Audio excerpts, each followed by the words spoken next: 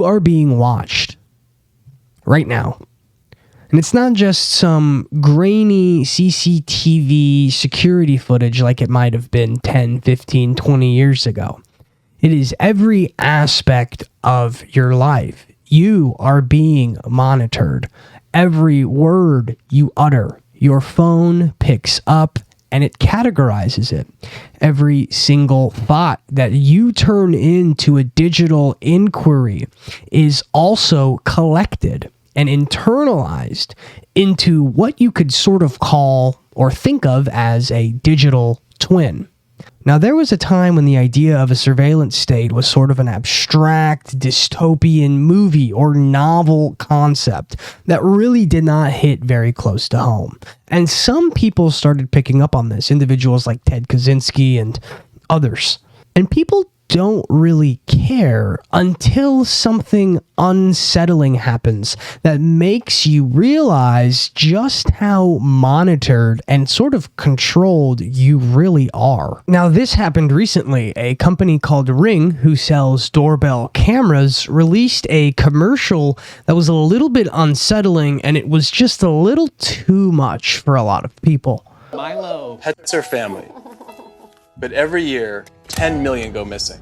And the way we look for them hasn't changed in years. Until now. One post of a dog's photo in the Ring app starts outdoor cameras looking for a match. Search Party from Ring uses AI to help families find lost dogs. Since launch, more than a dog a day has been reunited with their family. Be a hero in your neighborhood with Search Party. Available to everyone for free right now. Join the neighborhood at ring.com. Now, this commercial was unsettling for several reasons. I don't think most people want their doorbell camera to be communicating with their neighbors via AI and essentially sifting through all of the images that are on all of their cameras. It creates sort of like a hive mind. The other thing is it's absolutely not going to be used for just dogs. For example, you could definitely put this image into, the AI Ring camera database, and it would find me. It would absolutely find me because I got a haircut today, and the guy, completely fucked it up as he has done several times now. Now, this is not a dog. This is Ben Stiller pretending to be retarded. And I'm me. I'm not Simple Jack, but my haircut makes me look like Simple Jack.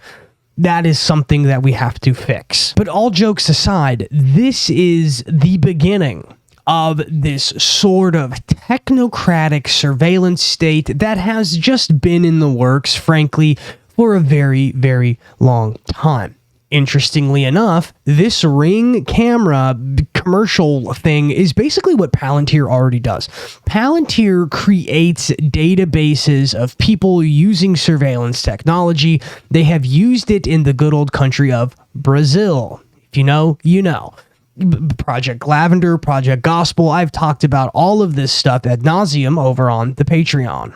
Now, I've talked about this ad nauseum, right? What Palantir is doing is it's trying to literally create a type of AI software programming that can predict crime. They want to be able to get to crime before it even happens. This is extremely dystopian. And when you have every single digital system in your life operating in a way that it is confining you to a digital orb, you're literally in the orb because every single thought that you have becomes digital just about when it comes to Google, when it comes to AI. I mean, every single aspect of your life is basically in the phone. This is why I made videos talking about how your phone is a digital daemon. I've gone into this a ton, right? There is a reason Google AI is called Google Gemini. It's your twin. It is literally your twin. It is turning every single one of us into a Gemini, a metaphorical Gemini. I mean, everything they do is symbolic, right? Like Meta right now has a program called Meta Lazarus, and they're taking Facebook profiles of people who have died and using AI to post as if they are the people who have died. this is real. If you don't think the reason Google AI is called Google Gemini, you're in for a bad time. Now, when it comes to Meta's Lazarus, this was actually called out 3 years ago by a whistleblower on 4chan. It says, "I'm a Meta insider working on Project Lazarus. We're building an AI that can take over a deceased person's social media account and continue making relevant posts as if that person is still alive. This includes age-progressed photos, interacting with other people's content, and everything else needed so that the person continues on in a digital realm after physical death. We were going to do this for people who were struggling with the loss of loved ones and people who had missing children. It seemed like a decent idea. Things are getting weird now, and I'm having second thoughts about what this is actually going to be used for. The AI is extremely capable of impersonating people. It doesn't take as much initial input as one might think to train the AI how a certain person interacts in the digital world. It's very convincing. An entire island of people could go missing, and with little to no downtime, the AI could take over all of their social media, and the world would have no clue that life wasn't just continuing on as usual. A lot of the project is becoming more compartmentalized. Things have taken a dark turn, it feels like. They've forbidden communication between people working on different things. Something is not right, and I don't know what I should do.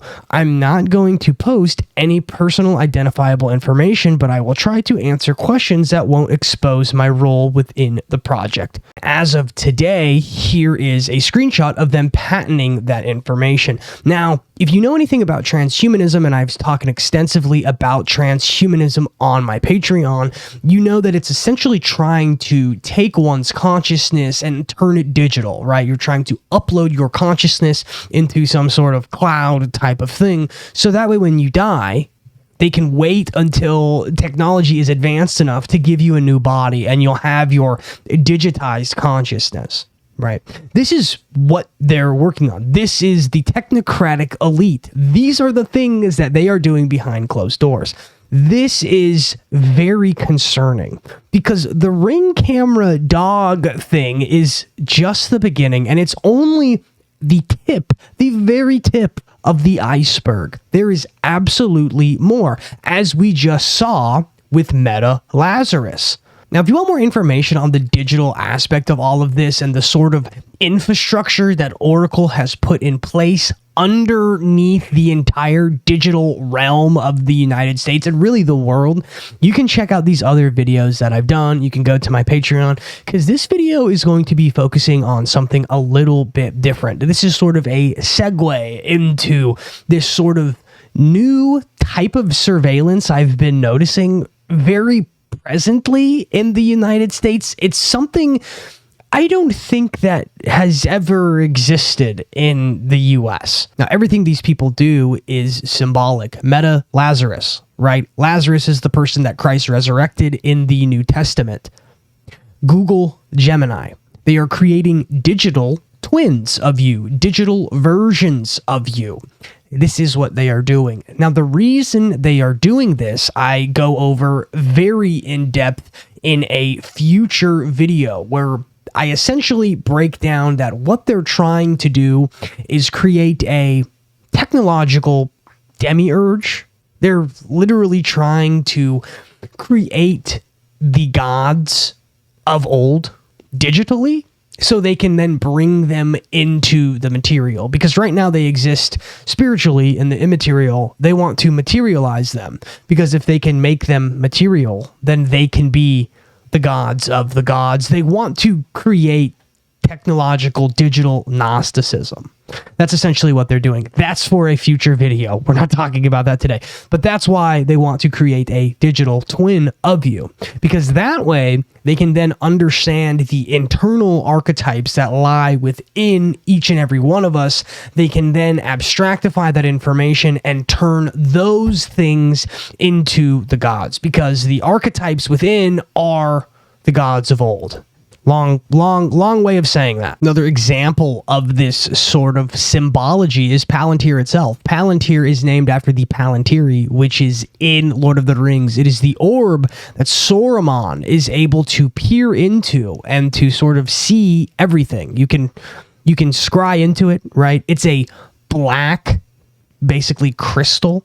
The witches of old used to have black mirrors, that's what a black mirror is, that they would scry into. Scrying is like scrolling. I've gone over this in my Digital Daemons video, but to scry and ponder something is like to look into the black dark crystals and to try to see the future. It's like what scrolling on your phone is. It's a digital version of this magical process. That's what that is. But it's based on the Palantir, right? Saruman uses it to try to see the future. That's what the Palantir is. It's what it is.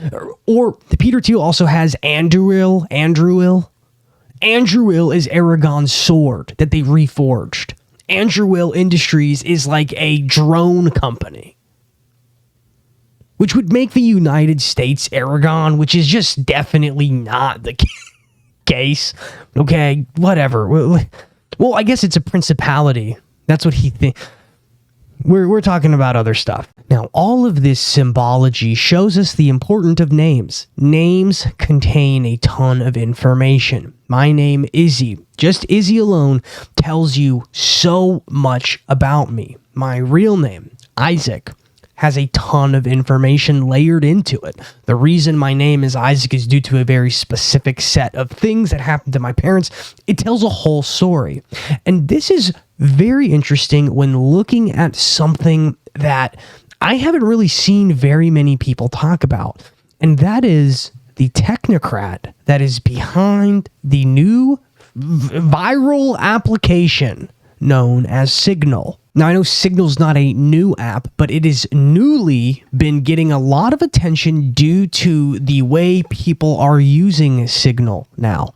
Signal is a messaging app that has encrypted software in it, so your messages are basically encrypted and people cannot get into them. Now, the reason Signal is getting so much attention is because people are using it to monitor people.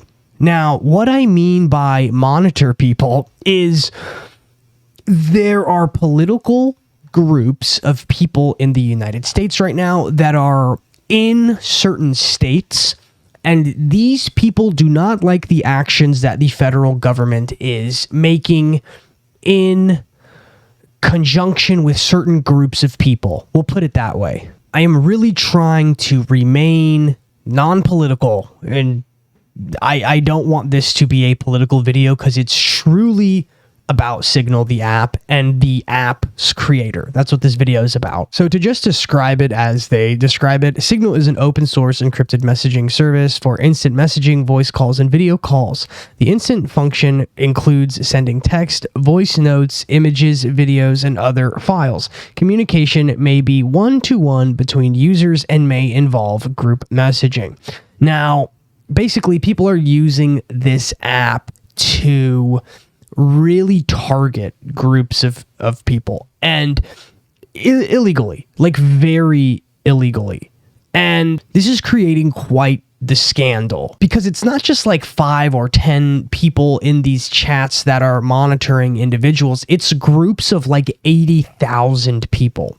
So essentially, entire cities are creating these group chats where they are partitioned off in different areas of the city, and they are running license plates, creating no-go zones for certain types of people, and they are just really kind of using this app to act as basically a police force. Now, momentarily, we're going to get into my personal comparisons that I have for this, but what I want to do before that is I want to show some images and videos to ensure you this is a lot further than people just sort of looking out for their neighbors or kind of ensuring a sort of political vibe is going on in an area. This is borderline insurgency, paramilitary type of movement, in my opinion, and in the opinions of former infantrymen in the U.S. Army who have made statements on this. But let's look at these videos and recordings really quickly. Now, this is a 33-second video of just the contacts that are in this one specific chat for one specific zone. There is a lot of people involved in this, and that's not all. This is a full-on training manual that has an index. This is very well organized, very well thought out, very well put together, and very well constructed, just to be like completely honest and completely frank. This screams NGO, or sort of, there's money being put into this from somewhere. There are training manuals on how to, we'll say, interact with members of the federal government. This is bordering on insurgency, in my personal opinion. Now, the interesting thing about this is extremely politicized. So much so that there are people who are in the cabinet of governors that are included in these signal chats. So this is not just a ragtag group of 80,000 people. The governors are involved. Their cabinet members are involved. There are direct orders coming from government officials down to, we can say, the people on the ground. Now, it is highly illegal to run the license plates of federal agents or federal officers. That's very illegal. But this is going on in this signal chat. They have over 5,000 plates within this signal group. There are people related directly to the governor, etc. Now, in addition to this, there are actual dispatches. So there are people on calls.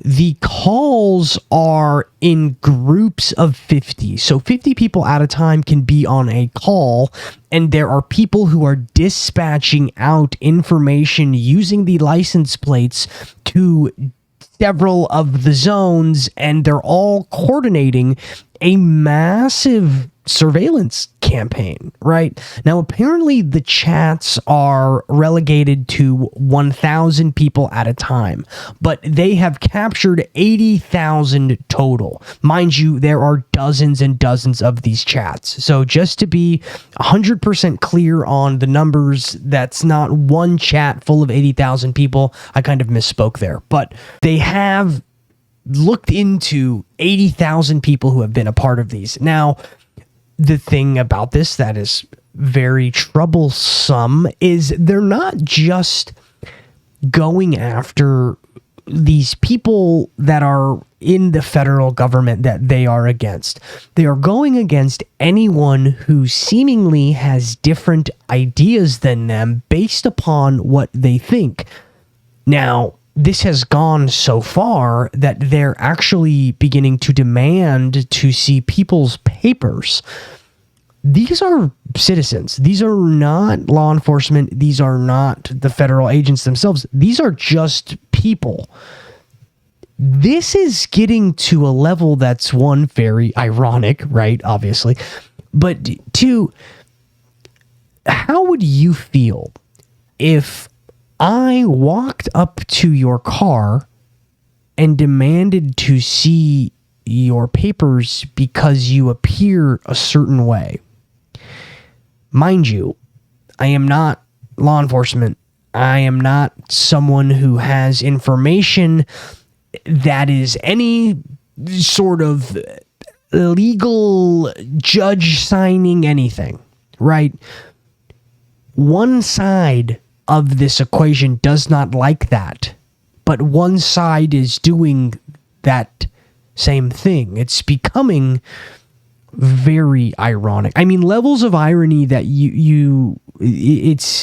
it sounds fake, right? I mean, at this point with what I'm talking about, it's probably pretty clear like what I'm discussing and referring to, but I'm remaining apolitical. I mean, if you're in one of these zones in this city, there is a chance that someone does that to you that is not a member of law enforcement, that is just a random person. And I have seen countless videos and harassments. I've seen text messages of people using various resources. There was one example of a person who was a journalist who was in a rented vehicle. The person who rented the vehicle to this person was a member of the Signal chat and leaked his phone number and his information to the Signal chat. He was then receiving text messages threatening his life.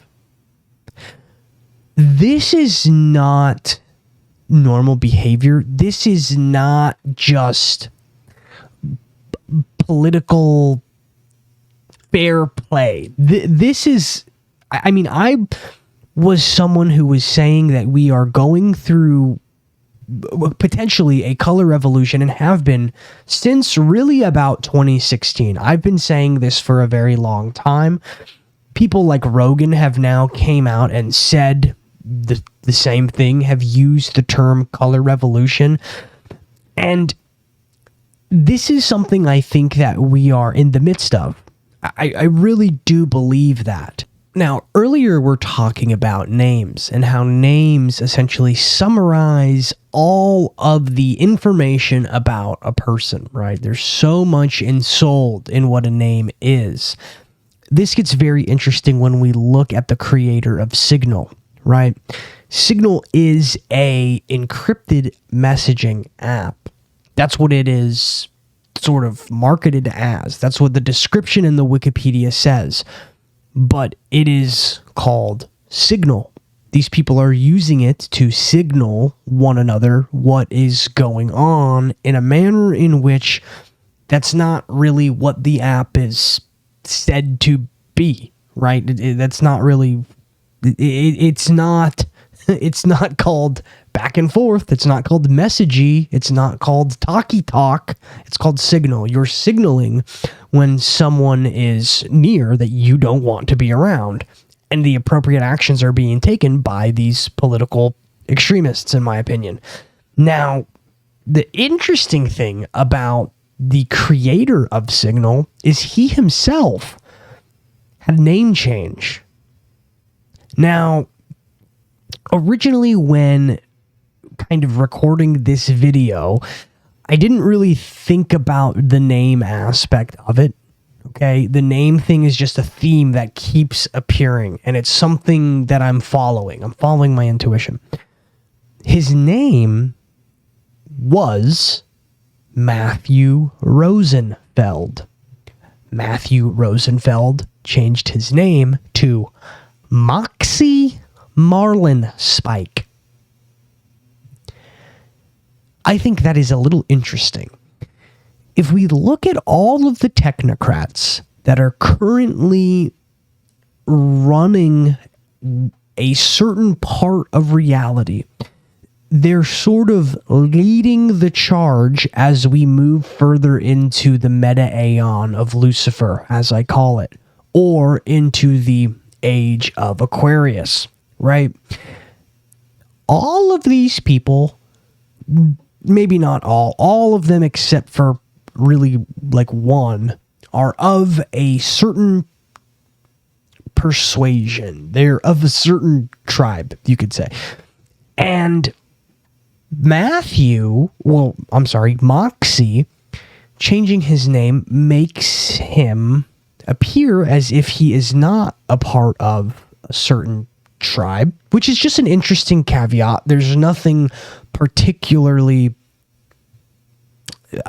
important there, but to change one's name is really interesting. So I did more research because I just think that is like a very bizarre thing to do. And just so you know, yes, his name was Matthew Rosenfeld. That was his birth name. I'm not just saying that. And the guy has... I look like Simple Jack, so it's not... I don't have a lot of room to talk, but, he does have to pose in a certain way so the wind gets his dread hawk. Like If he does this and holds it up, he looks like he could definitely, run a business, but he has to take the side back angle so he doesn't just want you to make sure everyone in your neighborhood is behaving. He also goes to Burning Man. And he's also real sick. He's a sicko. He's a real fucking sick one. He's a real sicko.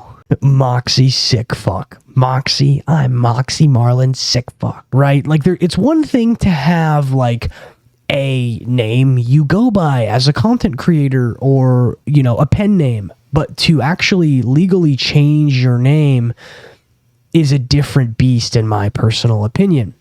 Now, Moxie has a very, very, very deep affinity for anarchy.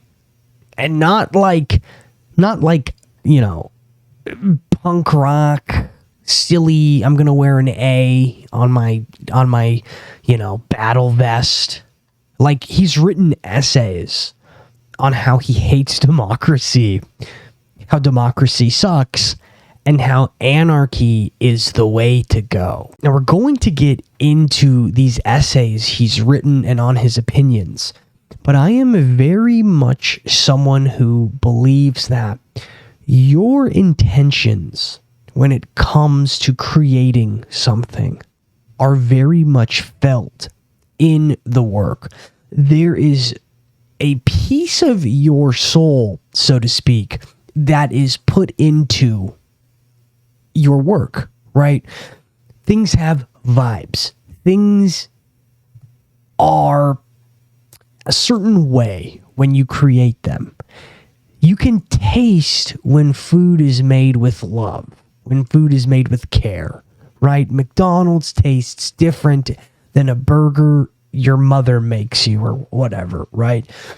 And I'm really thinking of the sort of esoteric implications, the more hidden or occult implications of someone who is anti-democracy creating an application that is now being used really to further the surveillance state, but not in a technological way, in a literal biological way. This app is turning people into biological surveillance systems. How and why? Well, we know why, but how? It's very perplexing, because if you watch the beginning of the Ring commercial, it says we used to all look for our animals, our pets, when they got lost the same way. And it shows a bunch of people stapling a picture of a dog to a telephone pole, right? This is something we've all seen. We've all seen a lost kitten, poster, right? We've all seen that. We've all seen a lost dog poster. But now, the Ring camera has abstractified that, and it's abstractified the human element of it. If I see a lost dog poster, I have to get the phone number, I have to call the person after finding the dog. There's a whole human interaction there. The Ring camera gives us this uncanny feeling because it is a purely technological sort of abstractification of this once inherently human thing. But what Signal is doing is it is taking that to an extreme in a biological way. It is making people the Ring camera, right? The person is now the Ring camera, and the AI detection system is just you being a person and signaling to other people there is a threat in the vicinity. But you're doing it technologically. This is worse than an AI system, because this is ingrained. deep-seated, borderline ensouled hatred of another. We are out of the realm of, so-and-so is a member of the Green Party, and I personally am a anarcho-capitalist, and I just can't believe that they want to put solar panels on every house. I think that that's ridiculous. I think I should be able to buy cocaine on the Silk Road using my Bitcoin. And I don't want to use Monero. I want the chance that Satoshi Nakamoto might be Epstein and I might just have a little dirty blood on that Bitcoin. That's what I like, right? That is gone. That's gone. Now it is, this person wears a red tie, and I am going to make it known to all of my neighbors that they are unwelcome. And they might not even know. The surveillance system is seeping into the human consciousness. We are there, not we, but there is now human surveillance systems. It's the opposite. It is now the opposite. It's not CCTV. It's not security cams. It is people ratting on their neighbors and using technology to do it. This is very bad, as you can imagine. Now, Moxie has written essays like in 2013, we should all have something to hide. That is very bizarre language. Quotes like, we're all one big criminal conspiracy. We should have something to hide. Should being italicized. This is alarming. We all should have something to hide. Should being italicized. Just a very bizarre, and this essay is worded so strangely. Over the past year, there have been a number of headline-grabbing legal changes in the U.S., such as the legalization of marijuana in Colorado and Washington, as well as the legalization of same-sex marriage in a growing number of U.S. states. This was written in 2013, by the way. As a majority of people in these states apparently favor these changes, advocates for the U.S. democratic process cite these legal victories as examples of how the system can provide real freedoms to those who engage in it through lawful means. And it's true, the bills did pass. What's often overlooked, however, is these legal victories would not have been possible without the ability to break the law. In the state of Minnesota, for instance, legalized same-sex marriage this year, but sodomy laws have effectively made homosexuality itself completely illegal in the state until 2001. Likewise, before the recent changes making marijuana legal for personal use in Washington and Colorado, it was not legal, blah, blah, blah. Imagine if there was an alternate dystopian reality where law enforcement was 100% effective, such that any potential law offenders knew that they would be immediately identified, apprehended, and jailed. If perfect law enforcement had been a reality, Minnesota, Colorado, and Washington, since their founding in the 1850s, would unlikely be able to see these recent changes that would ever have come to pass. How could people decide that marijuana should be legal if nobody had ever used it? How could the states decide same-sex marriages should be permitted if nobody had ever seen or participated in a same-sex relationship? The cornerstone of liberal democracy is the notion that free speech allows us to create a marketplace of ideas from which we can use the political process to collectively choose the society we want. Most critiques of this system tend to focus on the ways in which this marketplace of ideas isn't totally free. Blah, blah, blah, blah, blah. Basically, he's saying we need to exist where social structures allow for us to break the law, then why are you building applications that completely make this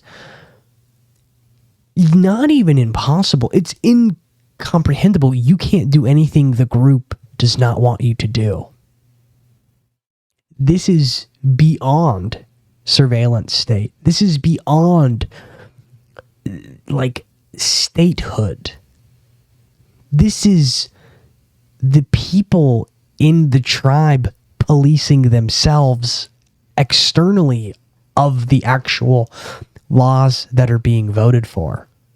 This actually makes it so laws are actually meaningless, because if you can kind of infer what I was talking about earlier, those federal officers are enforcing the laws that were voted into place by the majority.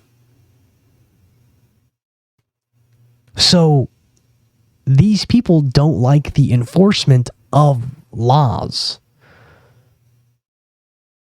but they're enforcing their own laws that were not put into place.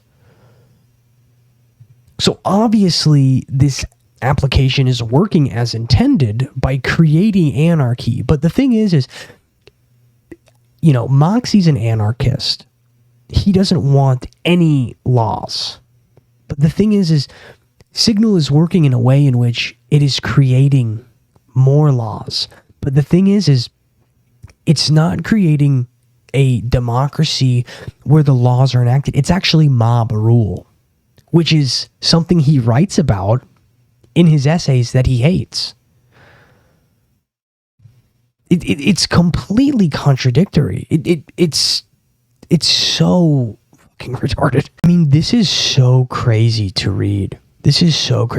So here he's kind of saying everything I just said, right? Now it's about technology and law enforcement. But here he's saying all the opposition we can muster, even if you believe that voting is more than a selection of meaningless choices designed to mask the true lack of agency we have, there's a tremendous amount of money and power and influence on the side of this equation. So don't just vote or petition. To the extent that we're quote unquote from the internet, we have a certain amount of power on our own that we can leverage within this domain. It is possible to develop user-friendly technical solutions that would stymie this type of surveillance. I helped to work on open source security and privacy apps at Open Whisper Systems, but we have a long way to go. If you're concerned, please consider finding some way to directly oppose this burgeoning worldwide surveillance industry. It's going to take all of us. This is so fucking dystopian, and it is so ironic and backwards. I don't even know if there are words for it. I truly don't. I can't even comprehend being an anarchist and advocating for the breaking of laws and then creating systems where the laws are broken and then you're just enforcing other laws that weren't voted for by the majority. So it's actually it's a further consolidation of power. So it is mob rule, right? Because the majority is not voting for it. It's just the angriest, loudest people are getting what they want. But then, because that's a smaller amount of people, you're actually consolidating power into the hands of less people. This is fascism. It's literally fascism. Like, it's literally just fascism. Just, you're getting what you want, so you like it, right? Meet Moxie Marlinspike, the anarchist, bringing encryption to all of us. His ingenious code protects texts and calls from snoops and spies. This has privacy advocates celebrating and law enforcement worried. We're just going to become the cops. We just are the cops now. Like, what the fuck, dude? Taking back our privacy. The middle finger didn't go in the frame. Taking back our privacy. It's like so fucking dorky. Moxie Marlinspike, bro. That's literally a name a 7-year-old thinks is cool. Yeah, Marlinspike. Like the fish, but spiky. I would make fun of his bandana, but I wear bandanas, so I can't. Now, he has written other essays, The Promise of Defeat, as well as an anarchist's critique of democracy. I have included those PDFs on the Patreon. You can just find them on Google. I'm going to use ChatGPT to give a summary of these, and I'm going to read them to you. That way you kind of understand what Moxie's all about, even though I pretty much just kind of explained it. I do want to give him the due diligence of not just making fun of him, but using his own words to make fun of him. So I had ChatGPT do a 3-paragraph summary of his 11-page essay. I read the whole thing, but I want to give the due diligence by doing this for you. So he argues that democracy, even its most participatory or direct forms, is fundamentally a system of rule, not freedom. Moxie Marlinspike and Wendy Hart, oh yeah, there's a person named Wendy Hart who helped them write this, contend that democracy legitimizes coercion by reframing it as the will of the majority. In their view, voting does not eliminate domination. It merely distributes the authority to dominate among a larger group. Individuals who dissent are still compelled to obey decisions they did not choose. Meaning democracy preserves the core structure of governance, some people imposing outcomes on others. Isn't that at least better than even fewer people imposing their will upon the majority, which they're using your app to do? Isn't it better that we have more people giving ideas than less people? And when the more people have their ideas imposed upon a group of people, that makes it so that at least there's some sort of consensus that the majority agrees upon. But when a minority group, and not a POC minority group, a group of smaller number of people then doesn't like the major consensus, they form their own rules and start imposing those rules on the majority. That's what they're using your app to do. It's literally, it's so funny, bro. It's so fucking ironic. The essay claims democracy can suppress individuality by pressuring people to conform to collective decisions and norms. But it's still the decision and norm of the collective, not the minority, right?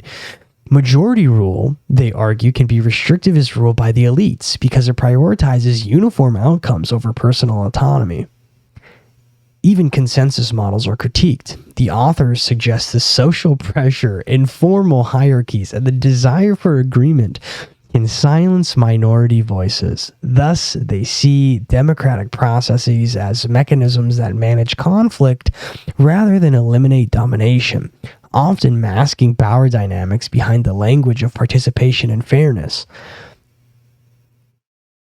That is quite literally exactly what people are using your app to do. Just instead of the word majority, it's minority.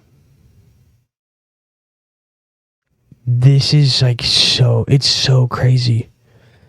Ultimately, the authors advocate for anarchist alternatives center on voluntary association rather than institutionalized decision-making instead of seeking better ways to rule collectively. They propose minimizing situations where people must be ruled at all, favoring decentralized cooperation, mutual aid, and the freedom to opt out. The essay concludes that the true freedom cannot be achieved through systems that claim blah, blah, we get it, right? But I mean, it's just really crazy. They propose minimizing situations where people must be ruled at all. We're going to minimize the situations in which people need to be ruled at all, but then create a system where those people then rule over everybody else. So it's not just the people who the majority have chosen have to follow the rules who are already breaking the rules. It's the people who are following the rules who have to follow the new rules set by the minority. Holy fuck, this is such a mess, dude. This is such a mess. Also wrote The Promise of Defeat, which we are going to do the same thing. It's a reflective anarchist essay that argues meaningful resistance should not be judged by whether it wins. He suggests large systems of power, such as capitalism and institutional authority, are so entrenched that defeating them outright is unlikely. However, he reframes this apparent futility as liberating. If victory is not the goal, people are free to act according to their values now without compromising for the sake of strategic success or public approval. I mean, your entire app is based upon people using it to virtue signal, right? Think about this, right? I'm obviously talking about the issue when it comes to illegal immigration, right? Like, obviously, people are using Signal to target ICE officers. That's obviously what I'm talking about. The women who are virtue signaling on behalf of the illegal immigrants, imagine if every single illegal immigrant came over here and was a 10 out of 10 hot chick. Women would hate it. Women would immediately want no illegals. Like, if they were literally 10 out of 10 hot women, they'd be like, no, there is absolutely no way. None. We don't want any of them. I just think that this is just so crazy.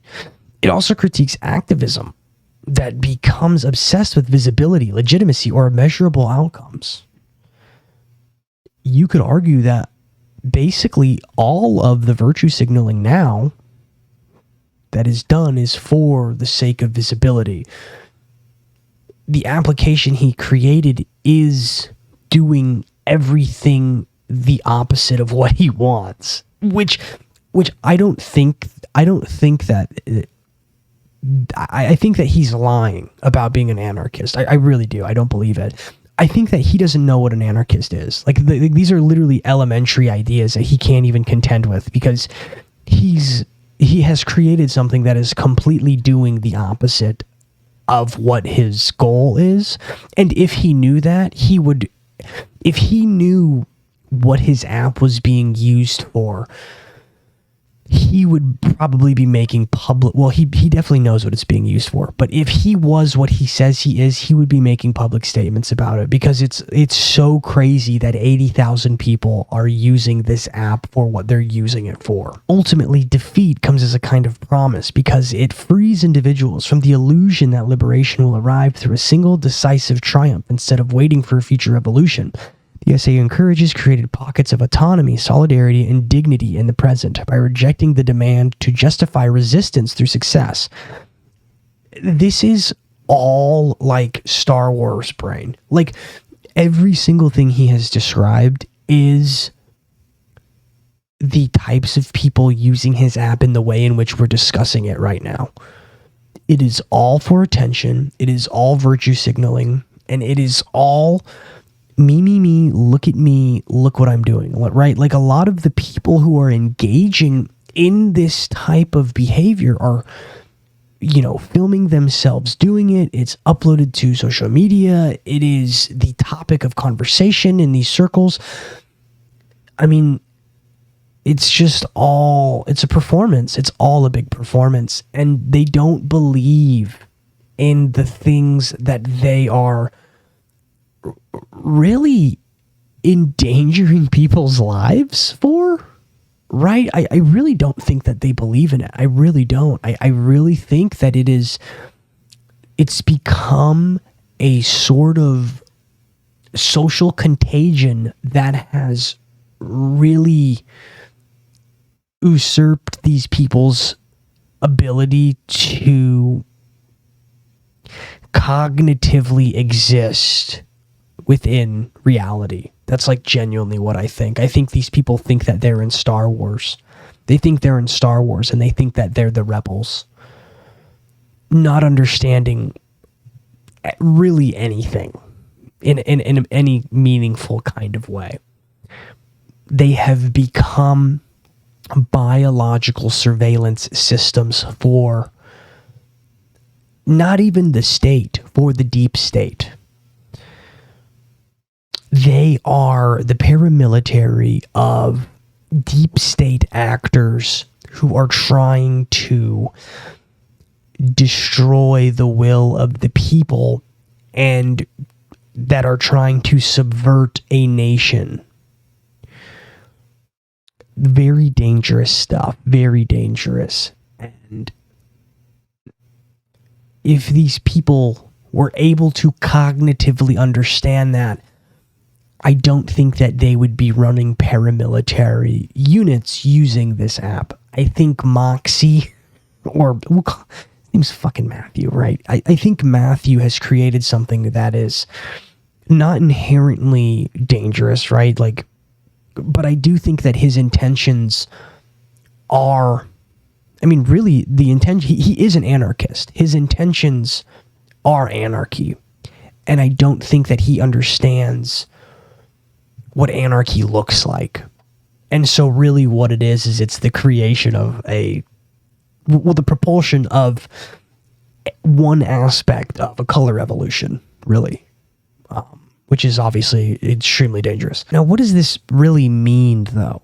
Right? We have an anarchist who created an app that has a name that means signal, that ties into this idea that there are people who are organizing and signaling other people when people are in their vicinity. This is politically activated. Okay?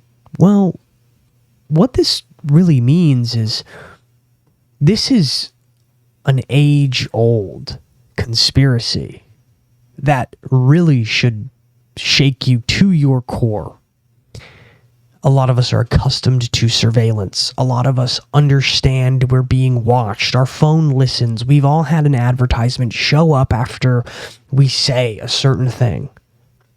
It's getting to a point where the advertisements are showing up after you think a certain thing. In fact, earlier this week, I thought of a particular friend that I hadn't spoken to in months. I mean, I'm like talking 8 months. I didn't even know if this person followed me on Instagram anymore. And it was just a fleeting thought. I checked Instagram a couple minutes later, not even minutes later, maybe an hour later. This person had followed me. One, didn't know they unfollowed me. Two, that's weird.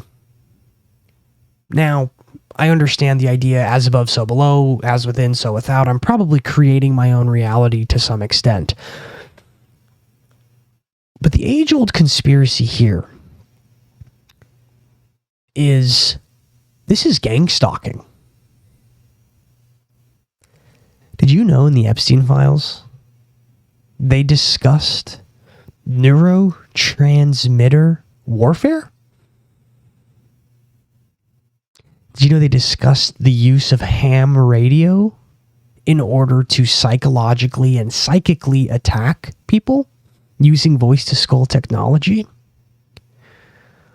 Did you know that I found videos of them using voice-to-skull technology? I'm starting to think gangstalking is very, very real. And I have my own theories on it. And my own experiences on it that are very, very personal. This is getting weird. This is getting to levels of conspiracy that are frankly crazy town. But we're now in an aeon, in an age where these things are becoming exceedingly true. And no matter how much we wish these were fables and that these were myths and that these weren't true, these things are very, very real. Epstein files mention neuroweapons and V2K used to molest children. This video I'm also going to be going over in depth on the Patreon. This is really crazy. This actually shows how voice-to-skull technology works. I haven't turned it on yet. When I do, it's going to blast out a 65 kilohertz beam. Because the wavelength is so small, it doesn't... This is insane. And it is one of the quintessential just conspiracies on the internet, and has been for a while. I personally think and theorize that Signal is being used to target people who have different political opinions than many. It's already being used to sow dissent against law enforcement, and I believe very fervently, we'll put it that way, I'm positive that it is being used to target and harass everyday people. I'll see you on the Patreon. My hair doesn't look so bad like this, you know? But when it's really straight, man, it's really bad. It looks really bad when it's really straight.